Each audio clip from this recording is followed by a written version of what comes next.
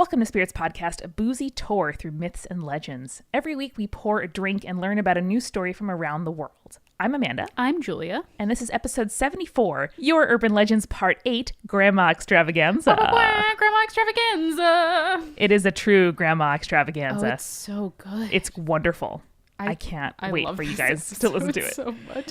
It's a roller coaster of emotions, this episode. I know. Do you know who brings us only an upward incline of good emotion? Our new patrons. Our newest patrons, Valerie, Gray, and Megan. Welcome. Thank you for joining us. Welcome. And as always, not welcome, but it's like when a friend comes back into your house and like helps himself to water or something, and you're like, oh, welcome back. Like, you know what you're doing. I'm so glad you're here. You already pulled the snacks out of the drawer, and we appreciate that. Exactly. That's our supporting producer level patrons. Neil, Philip, Julie, Christina, Josh, Eeyore, Jessica, Maria, Cami, Ryan, Mercedes, Phil Fresh, and Deborah. You all have stone dog companions. You just don't know about them yet.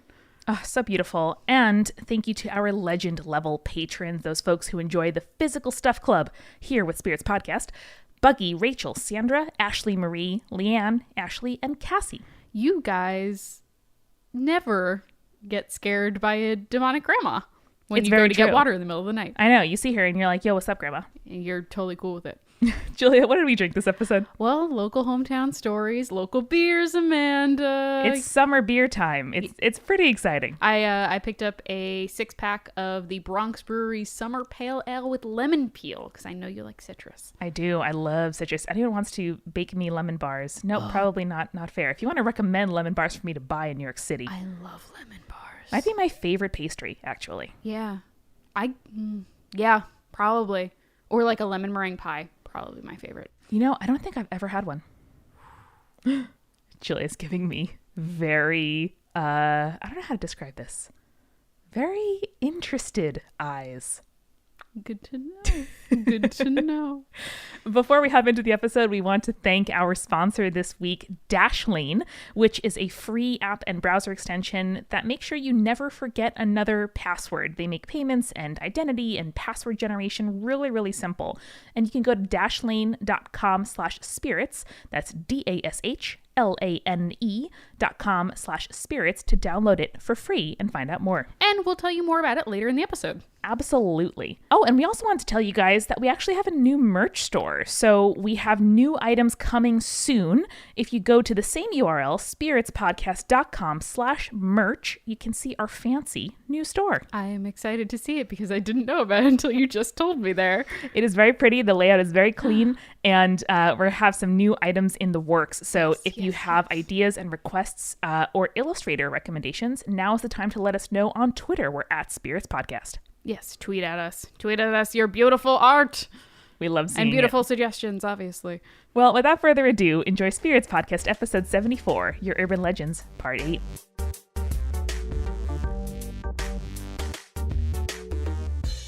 Man, guys, another month, another hometown urban legend roundup. We were just talking how we call these hometowns. That's what we call these episodes. But they are titled Your Urban Legends, which is what they are. Well, I think it makes our listeners feel more special. It does, yeah, because it's yours. And to us, it's your hometowns. Gotta have that secret internal code, though. I know. You gotta have that secret sort code. It's our production code. Uh-oh, people are going to hack into the mainframe now. No other episodes have secret codes. We should start doing secret codes for every episode. I have one creepy legend and one cool legend, and I'm wondering who wants to go first. Well, it sounds like you should go first with one of your two. Why don't you start with creepy and then we'll segue into cool. How Start about creepy, that? go cool?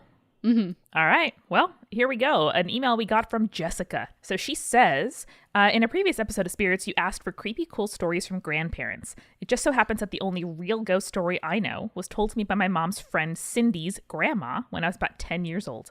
Mm. She lived in a little one-story house in the woods. Good start. Good start, Jessica. Always good. Excellent. Way out in the middle of nowhere in Texas, half a mile or so down a dirt road from the nearest house, and an hour from the closest grocery store or gas station. Grandma was really sweet, but a little creepy. Sounds amazing. Fair. I just want to point out, that's very far from a gas station. Yeah. Yeah. Like, you are really in the middle of nowhere if you're an hour away from gasoline. That's concerning. Especially in Texas. I know, right? Like, it's pretty hard to, like, throw a rock and not hit a gas station in Texas. Well, Grandma here was really sweet but a little creepy. She was just as likely to tell you about a gruesome murder as knit you in the Afghan. This is the greatest grandma of all time besides mine. She told us this story as and mine, and probably Julia's. Okay, apart from our 3 living grandmas, this grandma's the best. She told Jessica and her friends this story as the complete truth when we were staying at her house one dark and stormy night. Seriously. Oh, it came up because the weather reminded her of the night she was visited by a ghost for the first time. The first time, I would be a little worried there. I mean, I'm assuming it's like one of many ghost experiences that Grandma had in her life, or it could be the same ghost multiple times. We'll see. The story begins when Grandma received a call from family to let her know that her favorite aunt, who lived several hours away, was very ill. But she couldn't go visit her right away because of heavy rains, high wind, and tornadoes in the area. So that night, Grandma had gone to bed early, exhausted from worry. Her husband, Frank, usually stayed up later watching TV, which I think all grandparents do. This is like a grandparent code. Gotta catch up on MASH. or watch the Mets lose. Ayo. Ooh. Frank made sure the lights were turned off and the doors locked when he came to bed. This night was no different. Sometime after her husband had come to bed, Grandma was woken up by someone calling her name. She clearly heard someone say, "Noni, go lock the doors and windows." Half asleep, she mumbled back, "Frank locked the doors, it's time for bed," and dozed back off. Again, a voice woke her, saying, Noni, go lock the doors and windows." Sleeping less soundly this time, Grandma opened her eyes and saw her aunt standing at the foot of her bed. Her aunt told her a third time, "Noni, go lock the doors and windows." And the aunt turned and walked out of the room. Oh, do the thing. Do the thing. Half asleep, Grandma got out of bed and walked down the hall in the direction her aunt had gone. But feeling foolish when she got to the kitchen and now fully awake, realized that her aunt couldn't possibly be in her house. She's thought she must be dreaming. Her aunt was the only one in the family to call her Noni, a special nickname she had given her as a child, and her worry about her aunt must have sparked the dream, she thought. Still, since she was already up, she checked the back door. Sure enough, Frank had forgotten to lock it. Damn it, Frank. Frank. Goddamn Frank, come on. So Noni walked through the house, locking all the doors and windows, ending with a deadbolt on the front door. As the storm continued outside, Grandma fell back asleep, thinking about her aunt. The next morning, the rain had stopped, and Cindy's grandparents were woken by a loud banging on their front door.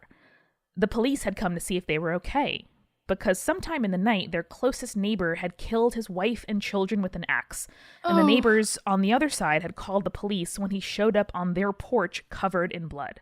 Oh, no. The police pointed out footprints in the muddy soil leading around the side of Grandma's house and told her how lucky she was that he couldn't find a way in. The windows and doors had been locked. A little while later, Grandma got a call telling her that her aunt had passed away the night before. That is a roller coaster of a day that woman had. Yeah. It's intense. Oh, boy.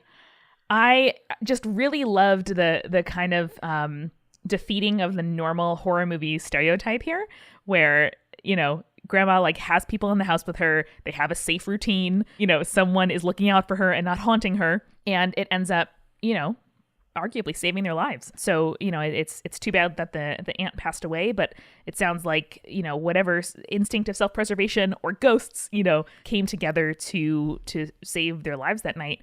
You know, it was really fortuitous. It stresses me out. That story stressed me out. But you also, for creepy. It's ironic because I also have a creepy Texas grandma story. Whoa! Who's this from? This is from listener Megan. What up, Megan? You and Jessica should be friends. Apparently. And Megan says, "My little sister Hannah lives with her grandmother in a rural area about an hour out from Houston. The houses there are large and spread apart. It's the sort of neighborhood you don't walk around when it gets dark because packs of coyotes roam the streets, and every once in a while an alligator has been known to wash up on the bayou that runs behind her grandma's house." Wow, Texas. "Hannah and I are only a year apart and always have been thick as thieves. She would tell me everything, including the strange things she would frequently encounter. Ironically, this is why I've always been skeptical about the supernatural. She once convinced me that she really had seen the Pink Power Ranger riding a tiger, and why I had the only supernatural experience I ever want to have. It started with one of Hannah's stories. She was a night owl even at 5 and would creep into the dark kitchen late at night to get something to drink. One night, she turned to go back to her room only to see a dark silhouette of her grandma standing by the back door. She called to her grandma, but as the silhouette turned to her, she saw it had glowing red eyes. Frightened, she hurried off to her room before it was fully turned, only realizing as she lay in bed that she could hear her grandma's snores from across the house. Amanda's giving me a horrified look. Oof. A year later, we had one of our many sleepovers at her house. I was 7 going on 8, and Hannah was 6. Hannah woke me because she was getting up for a drink, and not wanting to stay in the dark room alone, I followed her to the kitchen. As I was waiting for her, I suddenly felt my hair raise and turned to see the silhouette of her grandmother standing down the hall. Again, the loud snores of Hannah's grandma could be heard from across the house, but this time the silhouette was still facing away. Terrified, I firmly grabbed my sister's hand and dragged her back to the bedroom where we spent the rest of the night hiding under the covers with a flashlight. Smart. There's a PS to the story. Several years ago, my sister also got a Pomeranian Chihuahua mix that I've always found a little off-putting. He acts very strangely even for a small dog, and Hannah has told me on several occasions when she turned around from getting a drink, only to see him sitting a few feet away, his eyes glowing red. She loves this dog very much, and he sleeps in bed with her. That is way too much like a weeping angel for comfort. Yep. You got a Texas grandma for us? I unfortunately don't have a Texas grandma. So But disappointing. I do have a story that as soon as I saw it in the inbox, I knew a bit about it. Whoa. Tell me more, tell me more. This email is from Ashley and is titled The Legend of Gore Orphanage. I'm a big fan of the podcast. I would like to share a local legend from Ohio with you guys. I'm especially interested if editor Eric knows anything about this myth. You do. I do. I'm from a small town in northern Ohio called Vermilion. Very lovely over there in Vermilion. I'm loving that's the me, Ohio not her. color commentary. Please keep it coming. Yeah, the Midwest is a lovely place to visit any time of year. Ew, no. About 10 minutes from town, in the middle of nowhere, is a dead-end road by the name of Gore Orphanage Road. Despite what horrors the name might imply, the Gore is just a narrow stretch of land. Along this road, there are ruins of a large building known as the Light of Hope Orphanage. Nope. Uh-oh. Already noping. Uh-oh. Even in its former life as Swift Manor in the mid-1800s, Even worse. those stories were abound. These are all really terrible names. Manors are nothing Yeah. except for more rooms to have tragedies in. Also, Swift Manor sounds like it's going to be a swift death for you if you walk in there. Yeah, or like Jonathan Swift, which is not much better.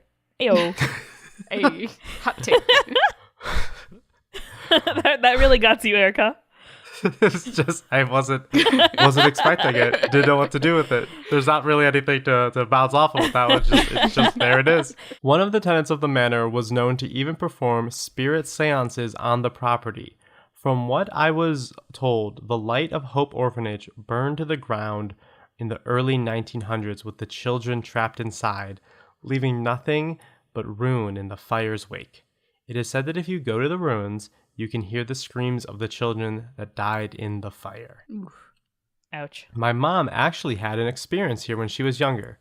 She has always been fascinated by the paranormal and dragged her friends to Gore Orphanage Road to do some ghost hunting when she was in high school. After a few hours of wandering around the property in broad daylight, they attributed the sounds they heard to the nearby freeway, figured it was all just fake, and headed back to her friend's car. When my mom walked around the back of the car, she noticed something. On the rear windshield, there were a set of small, child-sized handprints covering it. When she told one of her friends about them, they heard what sounded like a girl giggling. They didn't bother to check the area.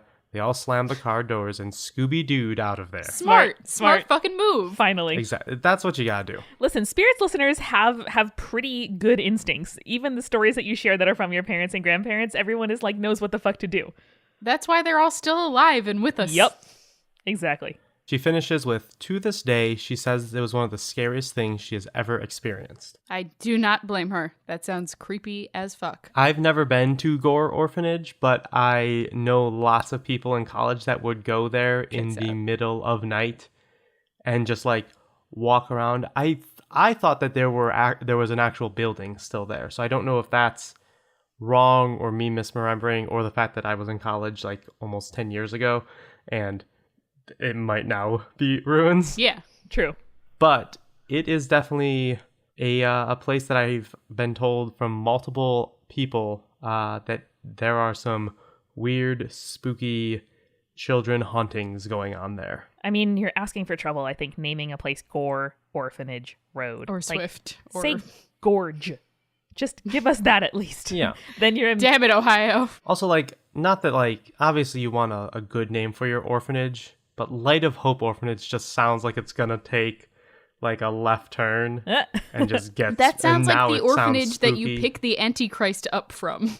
It does. It seems like it would be the orphanage in The Omen. Yeah, I have a kind of similar. I don't know if there are urban legends around it. I wonder actually if listeners from the west of Ireland could chime in. But my grandmother is my Irish grandmother is from a town called Tuam, Tuam, which Of is course. like half an hour outside of Galway, which is on the western side of Ireland. It's a gorgeous part of town, and there was a scandal a couple of years ago where a kind of mass grave of children was found, and they're still kind of piecing together where that actually came from. But part of it was like a kind of home for unwed mothers that they would end up doing some, messed up stuff instead of, raising kids or giving them out for adoption. So it's such, I think, so fresh that perhaps there haven't been any, legends that have sprung up around it. But I was reminded immediately of that kind of continuing, story that unfolds as we were listening to this myth. Mm-hmm. Yeah, for sure. On that super happy note, Amanda, do you have another story to tell? I do. I have a cool story. All right. And this one comes from Nazli, who's from Turkey. And they say, I love your podcast. Thank you for all the great stories you share with the world. Thank you. I have a story to share with you about an apartment my grandma used to live in and the motivational ghost who haunted there. We're just doing a lot of grandmas to this episode, huh? People, call your grandparents if you're fortunate enough to have them. Call your elderly neighbors and friends and ask them if they have unusual stories. They're going to be happy to tell them to you, I bet. I mean, I think we just have the subtitle for the episode, which is Grandma Extravaganza. Grandma Ooh. Extravaganza. So, Nazli's grandmother used to live in an apartment building with a motivational ghost. The building was an old one, only 4 floors. A motivational ghost? Motivational. Motivational. You heard right. That Dave Ramsey life. So, building, old, only 4 floors, and there were at least 3 sightings of a ghost who likes to... All right, now can I get some predictions, please, as to what this motivational ghost likes to motivate people to do? Get their cardio in. Okay, great. Eric? Eat a well-balanced diet. Okay. I don't know what a motivation... I mean, like, just live your best life is what I think of. But The ghost I feel encourages like people to YOLO. Well, maybe it's like a yoga ghost. It's telling you to like really get in communion with nature. I thought that you were making up a new acronym to replace YOLO, which was yoga. You only ghost always because ghosts are forever. And Spirits are you Podcast. sure that's You not only going to be our ghost always. subtitle? Because that's pretty good too. We have some good Twitter poll contenders. Damn. Well, anyway, this is better than I could have expected. Nazli's grandmother had a ghost growing up who likes to motivate girls and women while they study. That's very sweet. So nice. there used to be an old little Greek cemetery in the place of the house, so where the house used to be. And after World War I, all of the Greek people left the area, so the cemetery became deserted and eventually demolished to build this apartment building. They started living in this house when Nazli's mom started university. And after she graduated and got a house on her own, the grandma continued living there for about 20 more years. One day my mom came home and grandma was away visiting some relatives, so the mom was on her own. She locked the door and went to the living room to study for her test the next day. She was revising her notes, lying down on the sofa, just like all tired and bored students fell asleep after a short while. She woke up to a man's voice calling her name softly next to her ear. Nazli wrote her mom's name and says in a parenthetical, this is pronounced like the German word for the school, by the way, which, sorry, that doesn't help me. It does not help me whatsoever. One Google trip later, a man's voice called next to Nazli's mom's name, softly next to Nazli's mom, called her name softly next to her ear, Sule, Sule. She could feel the man's breath on her cheek. A little sleepy at first, she thought it was her uncle. However, later she realized that she was home alone and bolted awake. She checked the door only to find it unlocked and unchained, though she was sure she had locked it earlier. Always lock your doors, people. Always lock your door. She checked the entire house in fear of an intruder, I hope holding some kind of weapon. That's how you got to do it. But there was no other sign of any mortal life around. Needless to say, she stayed at a nearby friend's that night. Very smart. I would too. Another story comes from our next door neighbor. She was attending medical school at the time, and she was studying for a hard test that night. She got really frustrated with a particular subject, and she said she was nearly in tears when she heard an old man's voice saying, "Don't worry about it, my child. Don't fear." When she looked up, she saw an old bearded man smiling outside the window. The problem is, she lived on the 4th floor, and there was no balcony. Yep. After smiling at her for about a minute, which is too long for a smile. Way too long, Ghost. Way too long. The man disappeared with a beam of light. Ooh. The last sighting of the motivating ghosts comes from me. I was about the age of 10, staying with my grandma for the weekend. It was past my bedtime, a few hours past my bedtime, but I was reading Harry Potter and the Prisoner of Azkaban for the first time, so I did not put down my book to go to sleep, but rather continued reading under my blanket with a flashlight, which, side note, I did that pretty much every night as a kid. Loved it. After a few hours, I got up to go to the bathroom. When I got in the corridor, I saw a figure holding a candlelight at the door of my grandma's room. I thought there had been a blackout and my grandma lit some candles, and because she'd been using a flashlight, I guess it was plausible. So Nazli walked toward the light to get one for going to the bathroom with. Before I arrived, the candle was blown out, and the figure walked inside her grandma's room. Nazli went into the room only to find her grandma sleeping. I got scared and woke her up, and she told me about the stories that my mom and our neighbor experienced in the house. She thought the ghost took pity on me for reading with so little light and was trying to help me by getting me a candle. Later, I learned that there was a girls' school about 200 years ago right near the apartment, and one of the teachers was in charge of going to villages and convincing parents to send their daughters to school. It's likely that his grave was in the cemetery below our house, and he's still trying to help girls get education since he was only viewed by girls or women when they were studying or reading. This guy's like the ghost of Dumbledore. What the fuck? Yeah, I think it's so lovely, right? Like a reverse putter outer, right? Like bringing light to people who are studying and visiting them in their homes. I think it was so sweet. I like the idea of just like a kid like dropping their book on the way home from school and not noticing it, and the ghost just kind of like carrying the book and like setting it on their desk, just making sure they get all their studies done. Aww. Yeah, or like pushing their flashcards closer and closer to the edge of the desk, like, come on, it's time. I love let's do this. It's very sweet. And actually, I had a Very super good ghost. short anecdote as well to add on to this. Another email from someone called Hart, who has a very helpful spirit that I also think was so cute. But there was a helpful spirit in the house. They're not quite sure how it got there since the house was newly constructed when Hart moved in. But the ghost is pretty chill, usually just causing some footsteps on the ceiling, messing with the cats, moving stuff around. But a week ago, Hart was looking for a lost wallet, and their dog started barking like he does when he sees a person he doesn't recognize. He stopped unusually quickly, and when I went downstairs to investigate, there was no one around, and the dog looked confused. And Hart's wallet was at the bottom of the stairs, laid out on a step like somebody placed it there, even though they were alone in the house. Is there any way I can say thank you to this spirit? Hart asks. I'd really like to give it a gift, but I'm not sure what ghosts are into these days, and all I can find online is how to get rid of them. What are those damn ghosts into these days? So guys, can we help Hart out? I don't know. My mind goes to Domovoy and just like bread and milk. Like that's never going to be bad for a spirit.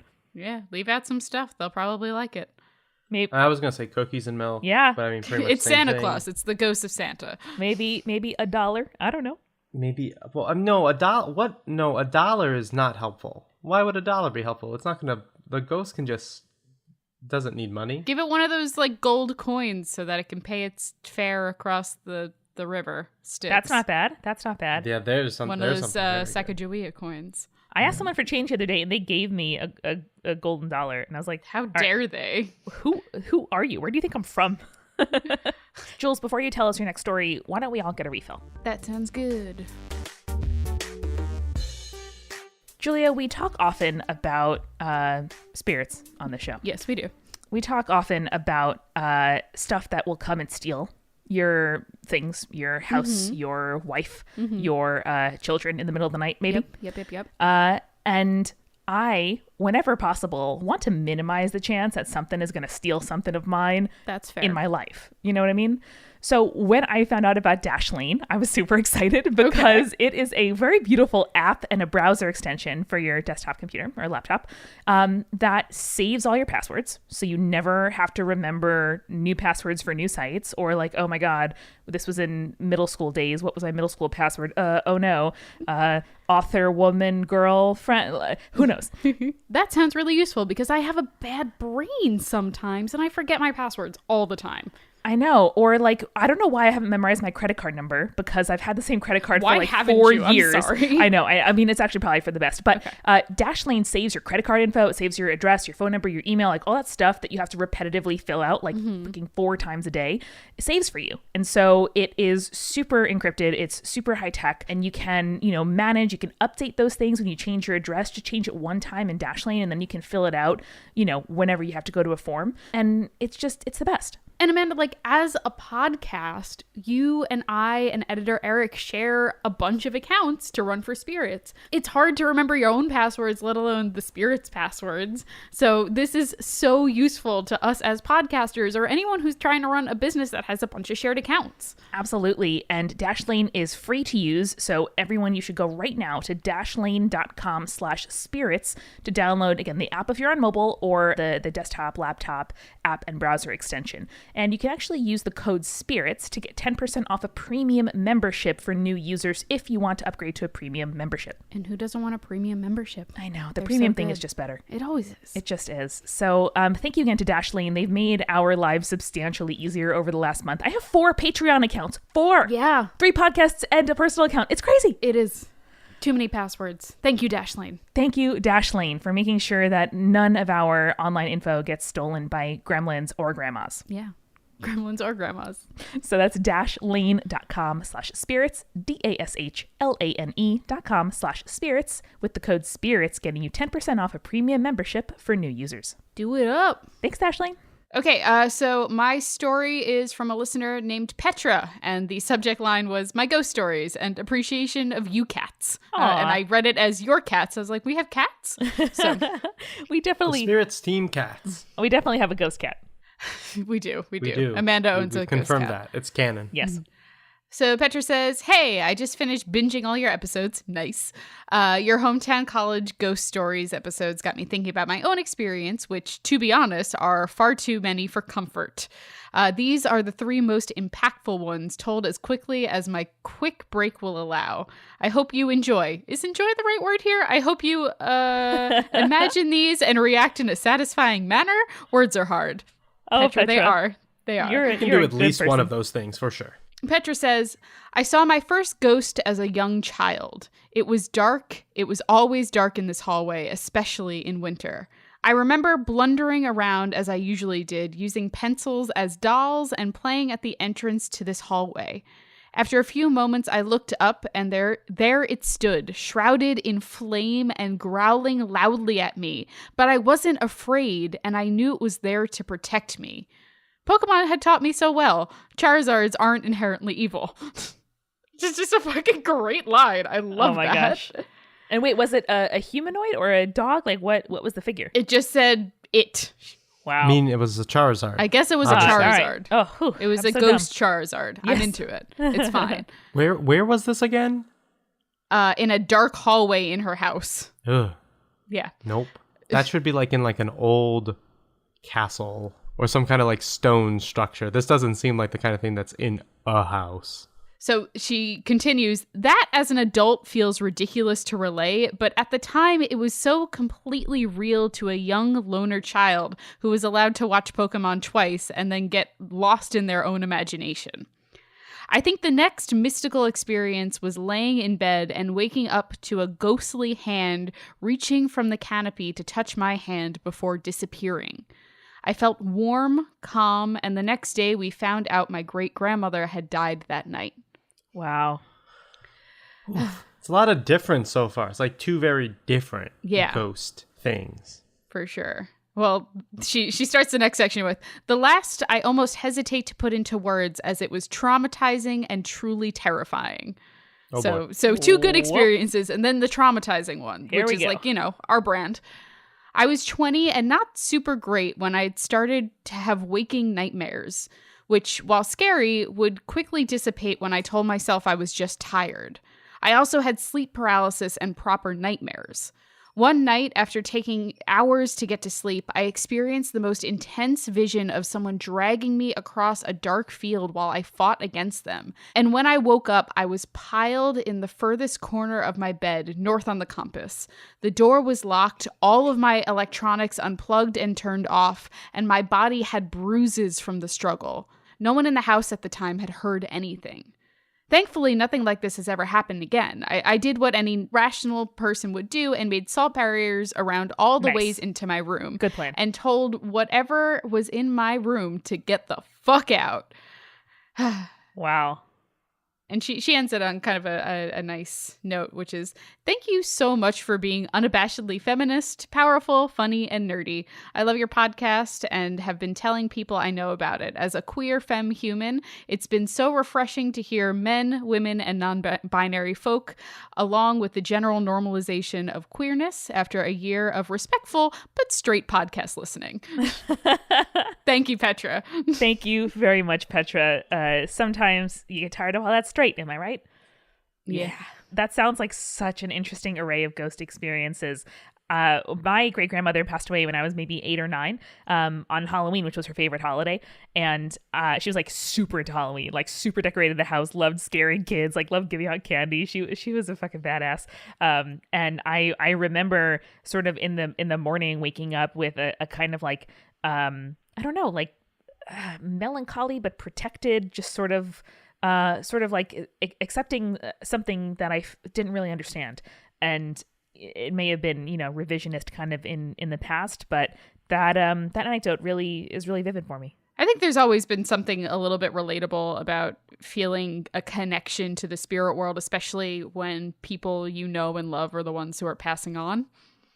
Exactly. And even if, regardless of your stance kind of on ghosts as a real thing or not, you are adjusting to a new reality, right? Like when someone you love passes away, or leaves or what have you, it is a new world that you're waking up into. And so that completely makes sense to me that people will wake up having had an experience or a memory or something uncanny occurring that sort of marks that transition. Eric, how about you give us your last story? I can definitely do that. This comes from VIII, and she says, it's a little short, but I love it so much I think you guys will like it too. It is the legend of the Stone Dog. Stone Dog! My favorite dog. Ghost dog! Let's read the story first. He's my favorite dog, Eric. Okay. I'm just saying you don't want a milkshake duck, this stone dog. That's okay, fine. That's fair. I'm just saying. Legends Stone tell dog of might a be man. racist. I don't know. It turns out Stone Dog's a Nazi. No! Damn it, Eric.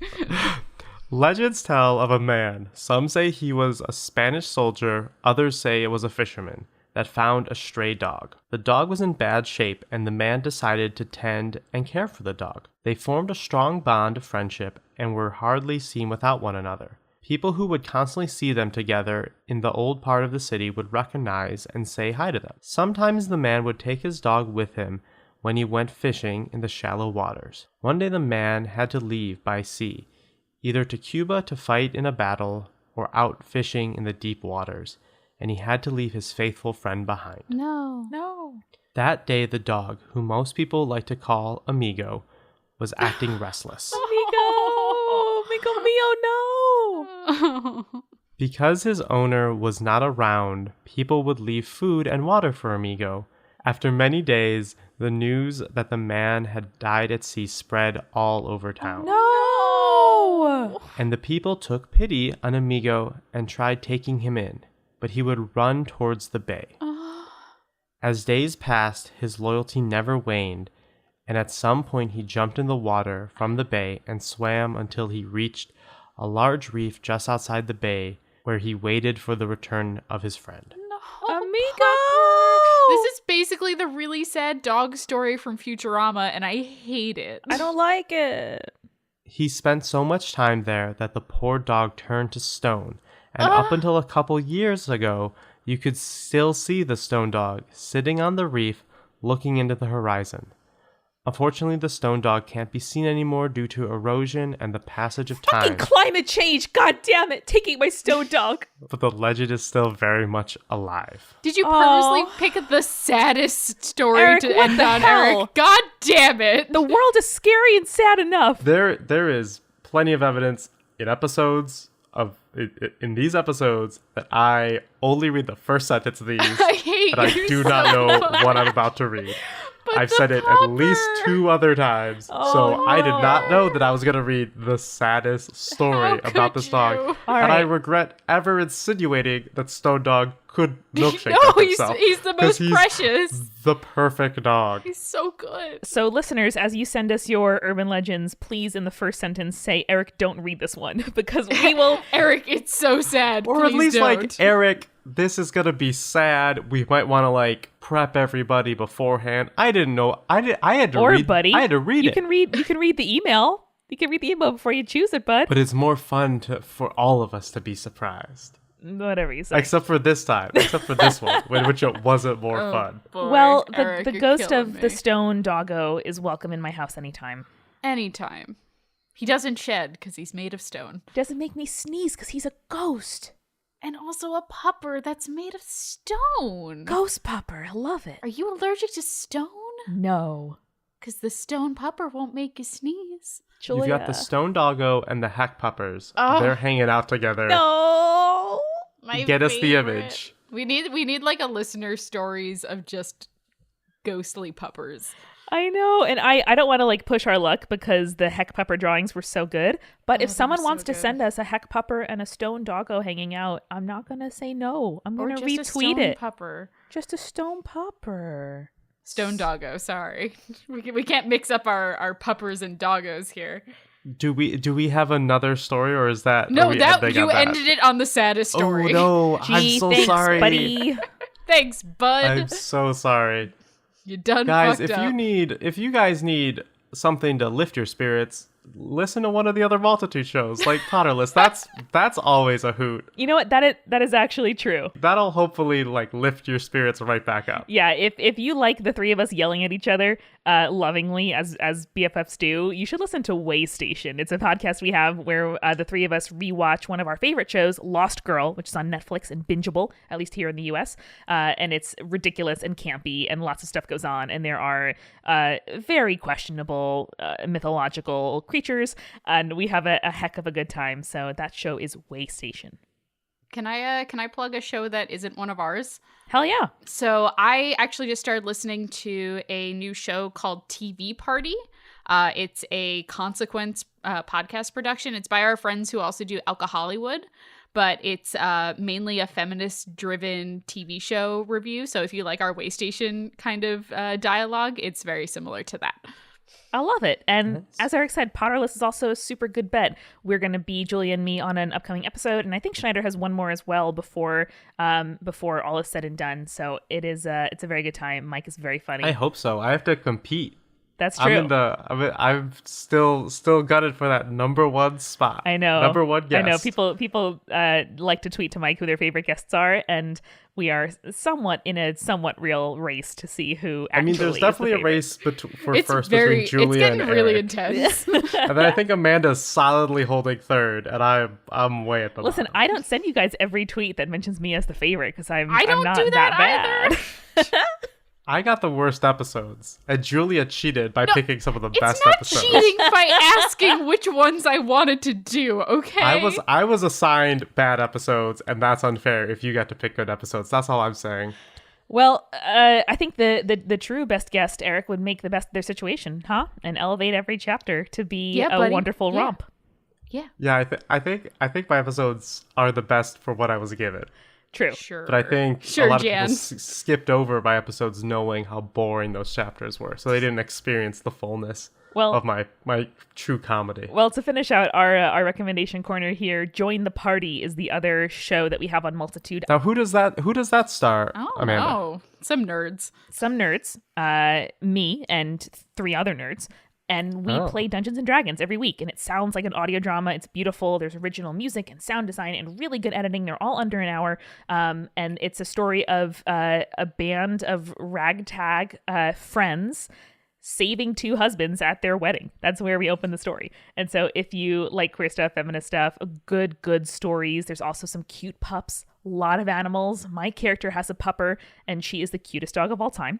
And if you like that, she's a blink dog. Yeah, she's a little French bulldog, and she can blink into different existences and teleport. Oh, she's great. Okay.